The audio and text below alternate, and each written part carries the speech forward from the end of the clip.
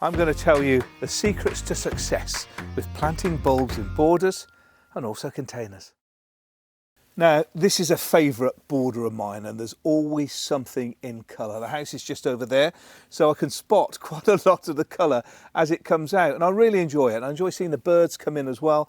It's not an old border by any stretch of the imagination, but there's been a great riot of colour in summer with the Globe artichokes and the lavenders, and what have we got here? The verbenas.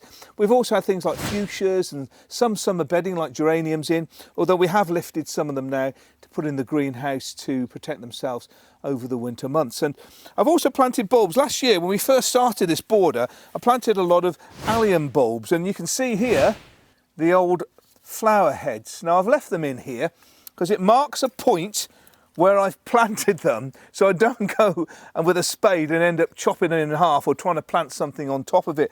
So what I've done is I've put in these old metal road pins, so I've put them into the ground, but you can mark them with all sorts of things. But it's good to remember where your big hero plants are, so you don't damage them when you're planting again. And the other thing about alliums is they grow up, they're ornamental onions, they grow up with a tall stem with almost a lollipop flower on top. Many of them are bright purple, but you can get some white ones as well.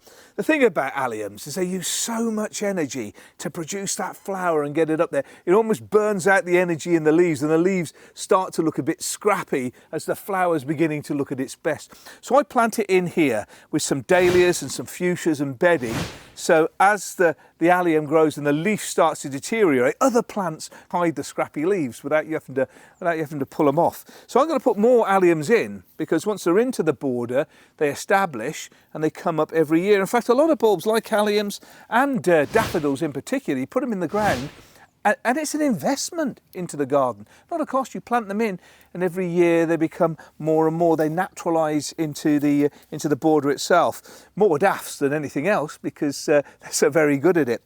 So what I've done here is I've cleared out some of the plants. The dahlias I'm now lifting to put into the greenhouse.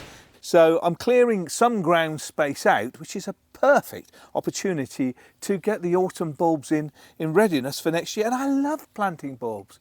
There's something very magical about into the ground, you've forgotten about them, and then in spring those shoots to come out, and it's the colour just when you need it. Absolutely beautiful. So now I've marked out where my alliums are.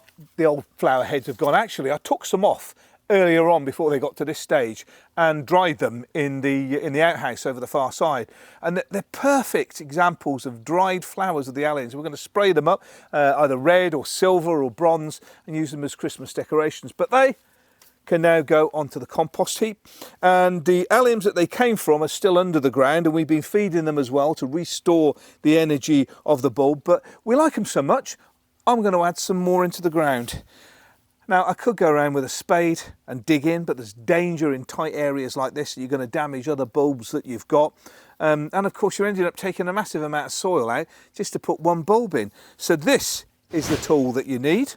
This takes out, as you can see here, a whole core of soil. There we go, let me just push that up. So it takes a core of soil up, so you can take that out, put your bulb in, and then drop the core of soil back into the hole, making it so much easier to plant. Obviously I'll be standing up for this one, but this is the biggest of the bulb planters and is perfect for the alliums. Right, I'm going to put this one in the ground. So first of all, I'm hovering the bulb planter just where I need it and pushing it down into the soil. Then I give it a little twist. Now that little twist separates the soil from the side of the bulb planter, enabling me to take a full core out. There we have it, a perfect hole. Now the key thing is making sure your allium goes in the right way up, roots down, pointy to the top. Sometimes if you just kick the side of the bulb planter, the soil will fall in, but because it's quite damp, I'm using a stick just to poke it through. Soil in, I'm firming it round at the top, and then I'm using this spike here to mark where I've planted it. Nice and easy. Now, for planting smaller bulbs, well, they're still quite big, but small compared to the alliums, things like daffodils, there's a bulb planter for that as well. Very clever one. Just along the side here, there's clever marking for depth, which helps you out. And it works on a similar principle as the big one, but you're doing it just by hand. And here's something clever on this one. It's got the mouth of a crocodile. Look at that. It opens up, enabling you to release the soil core back in, which is really helpful. So a similar process, push your planter in, twist it. It's the twisting action that helps you take out a healthy core of soil like that, which is really handy and leaves you with a decent size hole. Pinch the top of your bulb, put it into the hole, roots down, and give it a little twist to make sure the bed of the bulb hits the bed of the soil. Then press your button to release the core of soil back into the hole and then firm it in. Now, for smaller bulbs, things like crocus or snowdrops or even these little fritillarias, you need a different tool. And here, the AMES small bulb planter does a similar process as the other two, but obviously with a much narrower core. And again, it's a hole, so it's got a slicing action, slightly tapered at this end, enabling you to penetrate deep. Take a core of soil out, twisting it again. That twisting action is what works. Takes out a core of soil, and then small bulbs like crocus or snowdrops or even these little fritillarias, I'm just going to drop into the bottom, making sure that the hairy end, the roots at the bottom are at the bottom of the hole, and then I'm just going to poke out that core of soil back into the hole like that and firm well in. So it's easy as that. Small, medium and large planters for small, medium and large bulbs. And I'm going to pepper in as many autumn bulbs as I can put in here in readiness for them to come up in the spring and give me a great deal of colour. Right, I'm now going to the workshop to show you how to be successful in planting bulbs in containers.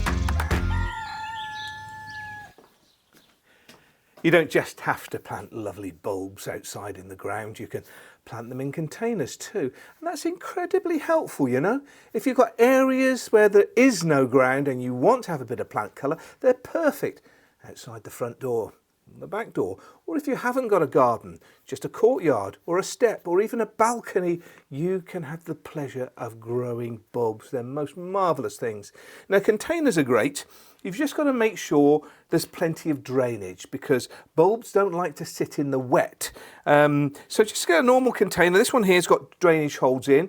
I'm using bulb fibre. This is bulb fibre here. It's slightly different from other composts. This one, of course, is peat-free. I only use peat-free compost, but bulb fibre has the added advantage of, I mean, some of them put grit in it, some of them put sand in it to help the drainage. And of course, there's a slow release fertiliser that's not releasing now. It's waiting till the soil warms up in the spring, starts releasing the fertiliser just when the bulbs need it.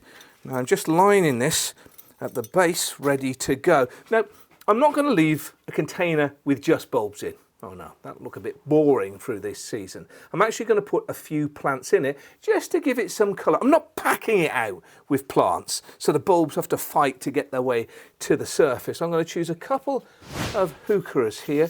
Now, heucheras are really good when it comes down to bulbs in containers and in the ground because they've got quite wiry leaf stalks. It's easy for the bulbs to comfortably grow through and flower above the heucheras themselves. I'm also going to put in a little chrysanthemum just in the centre, just to give a bit of colour. So there's only 3, so it's not going to be too crowded out. I'll move the heuchera slightly to the back when I start putting the smaller bulbs at the front, obviously because they might be a bit shorter than the foliage, but there's nothing you can't trim and pick over as the season progresses. Okay, now how deep do you plant your bulbs? Now the depth all depends on the size of the bulb. So let's look at the big bulbs. Just at the bottom here, I've got a couple here. I've got a hyacinth here. Look at the lovely colour of that. And then I've got the daffodil. Such beautiful flowers, daffodil bulbs. It's like the ugly duckling. Doesn't look very good when they're small, but when they grow and come out in flower, they are a beautiful swan. So, general terms with planting bulbs, you plant them 2.5 times the height of the bulb. So these bulbs will go in first, quite low down, and then we move to the next layer, which is the medium-sized bulbs, which are slightly higher up because it's 2.5 times the height of the bulb, and the bulbs aren't as high. Now, by far the best medium-sized bulb is the tulip. Take a look at that there. A little flower packaged by nature, ready to come up. And again, 2.5 times the height of the bulb. So you plant those in the next level. And up at the top here, I've got small bulbs. These ones just here are little crocus.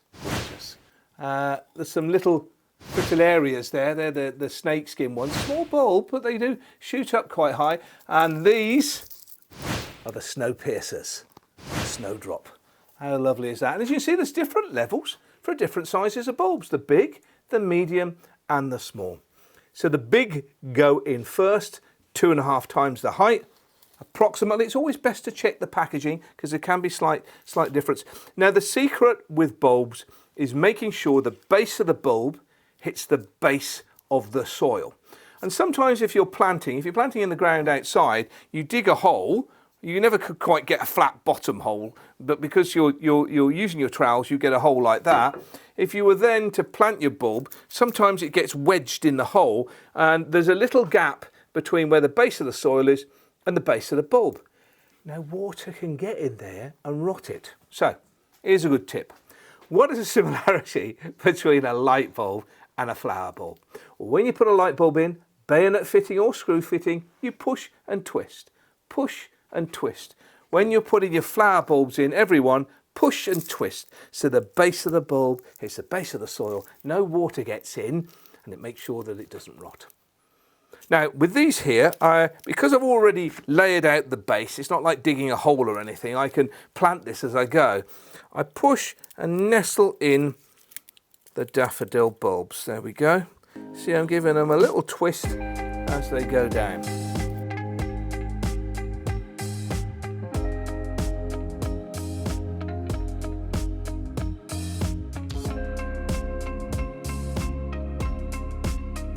Right, they're all nicely in position. Next, put some more soil in. Rather than use your hands, you can use one of these scoops. They're particularly good at getting a decent amount of soil. Look at that, straight on.